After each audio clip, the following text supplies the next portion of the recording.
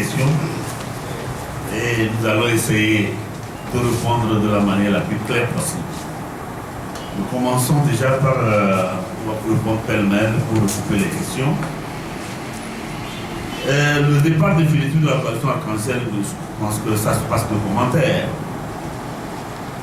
Quand nous quittions la coalition, nous avons posé un certain nombre de conditions pour revenir. Ces conditions aujourd'hui ne sont pas remplies et il me semble que parler encore de retourner à la coalition en même temps qu'elle s'éclate, ce n'est plus de mise. Est-ce que nous sommes exclus? Non, on n'a jamais été exclus de la coalition, mais nous sommes partis, on a fait une suspension. Notre retour devait être conditionné par les résultats d'un conclave et d'une part et d'autre part que toute la classe politique de l'opposition de manière inclusive se retrouvait pour désigner un candidat unique de l'opposition. Toutes choses qui ne sont pas encore réalisées au jour d'aujourd'hui, il me semble que ce n'est plus la peine de continuer cette promenade-là avec nos amis. On me demande également si, Alphonse demande si depuis mon départ de l'arc-en-ciel, notre départ de l'arc-en-ciel, est-ce que nous avons trouvé solution? Sinon, aucune solution n'a été trouvée. Notre départ est lié à la manière dont les choses étaient passées au sein de la coalition arc-en-ciel. Il y avait une désignation d'un candidat supposé de la coalition dans des conditions qui n'étaient pas acceptables et nous avons marqué notre désaccord et c'est ça qui a mené à suspendre notre participation. Au jour d'aujourd'hui, le candidat qui a été désigné et qui était même la cause de notre suspension n'est même plus à l'arc-en-ciel. Il y a le candidat du CAR, Maître Pevon. Vous avez vu ce qui s'est passé à la primature la dernière fois, où le CAR avait envoyé un représentant au moment pour aller parler en son nom et lire une déclaration comme quoi la coalition arc-en-ciel ne le représentait pas. Donc, ça veut dire qu'aujourd'hui, la coalition arc-en-ciel est réduite aux formations politiques qui se retrouvent aujourd'hui dans le CAP 2015 et nous n'en faisons pas partie. On leur souhaite seulement bon vent. Maintenant, sur la question de la stratégie, d'abord sur les réformes, quelle est la position claire du MCD par rapport aux réformes? Mes chers amis, essayons d'aider-nous à avancer. Aidez-nous. Moi, je demande aux journalistes de nous aider à avancer. Parce que dans tout le monde entier, les journalistes ont toujours été accompagnés, les politiques, dans la formulation de leurs exigences et même dans la prise de conscience lorsque la nation est en danger. C'est un cri d'alarme que je lance aux journalistes pour leur demander aidez-nous à avancer. Essayez par vos émissions d'attirer notre attention, l'attention des politiques sur le danger qui guette notre nation. Nous avons eu l'expérience douloureuse de juin 2014, où un gouvernement qui a voulu faire semblant d'accéder aux réformes, introduit un projet de loi et que sa majorité le rejette en bloc. Chose inhabituelle dans un pays démocratique. Nous savons qu'aujourd'hui, il y a des changements majeurs qui sont intervenus au niveau mondial. Nous savons que la crise burkinabé a créé des émules de par toute l'Afrique. Mais est-ce que les conditions qui ont été mises en œuvre au Burkina pour arriver à ces réformes, on les retrouve au Togo? C'est-à-dire pour arriver au résultat burkinabé, on les retrouve au Togo. Vous-même, vous en savez plus que nous. Est-ce qu'on a une classe politique assez structurée, solide? Parce que dans le débat, c'est invité au Togo des questions qui sont venues polluer notre avancée vers des solutions consensuelles. On a mis au devant, nous avons toujours dit que pour nous, l'essentiel n'est pas dans la candidature unique.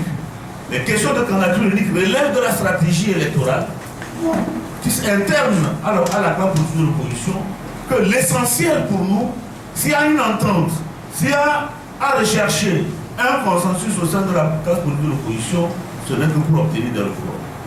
Ce n'est que sur ces questions-là c'est une question d'intérêt national, qui invite chacun des partis politiques de l'opposition à taire ses égos, à réfléchir autrement, en mettant en œuvre, en réfléchissant, en tenant compte des moyens dont nous disposons. C'est pour ça qu'aujourd'hui, je fais le regroupement avec la question de M. Abbas. Quelle est ma position par rapport à ce que disent les médiateurs, c'est-à-dire le groupe de la médiation? Je dis que c'est une proposition possible dont il faut peut-être prendre en compte. On dit que lorsqu'il y a une difficulté et que vous ne pouvez pas l'affronter, parfois la contourne. Nous avons dit dans nos déclarations que à l'Assemblée nationale ne doit pas s'inviter des questions d'ordre de candidature. Dire qui est candidat, qui n'est pas candidat en 2015, ce n'est pas le rôle de l'Assemblée nationale. Une Assemblée nationale a pour mission première de voter des lois. Une loi, par essence, est de portée générale et impersonnelle. À partir de ce moment, dire fort est candidat, il n'est pas candidat, ce n'est pas le rôle de l'Assemblée nationale. À partir de là, aujourd'hui, nous disons que l'interprétation que les gens font de la rétroactivité de la loi et autres, nous pensons que la proposition de Maître Agouibo est une proposition médiane et qui retient particulièrement notre attention et qui même parfois justifie la prise de position de groupe de médiation.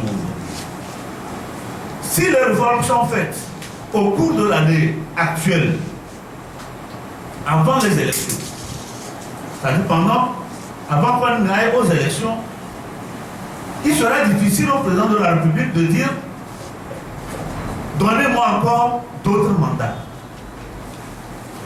Plus qu'un mandat. Au nom de principe de la non-rétroactivité de la loi. Mais le mandat actuel doit être compté comme premier mandat. Là-dessus, je pense que c'est une approche qui retient l'attention du MCD. Que le mandat actuel, au cours duquel les réformes sont intervenues, doit être pris en compte. Mais le problème est-il à ce niveau de candidature ou pas de Faure Gnassingbé? Cette candidature sera réglée par d'autres instances. C'est la Cour constitutionnelle dans laquelle nous avons des éléments.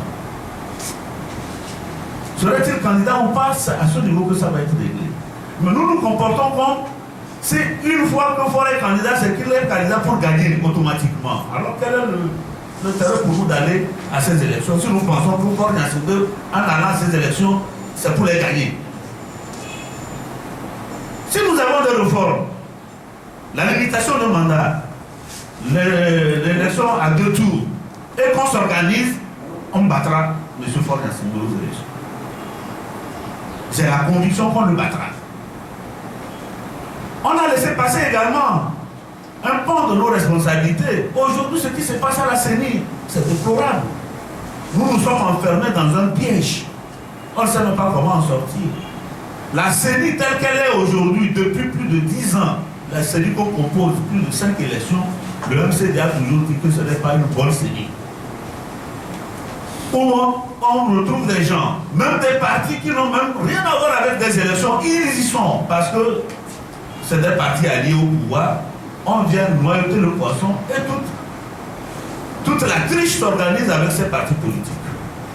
Revenons à la notion classique d'organisation des élections. Confions à l'État son organisation en toute responsabilité et que tous les candidats ou les partis candidats aux élections puissent envoyer leurs éléments, mais en élargissant l'attribution des représentants des partis politiques pour pouvoir surveiller les élections et ramener le résultat.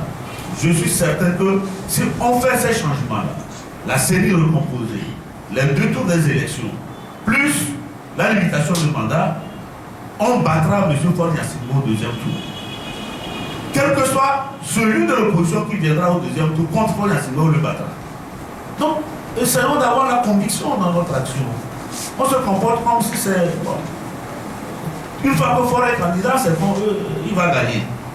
Je dis que ce n'est pas évident. Si nous organisons, on le gagnera. Voilà notre position. On nous demande également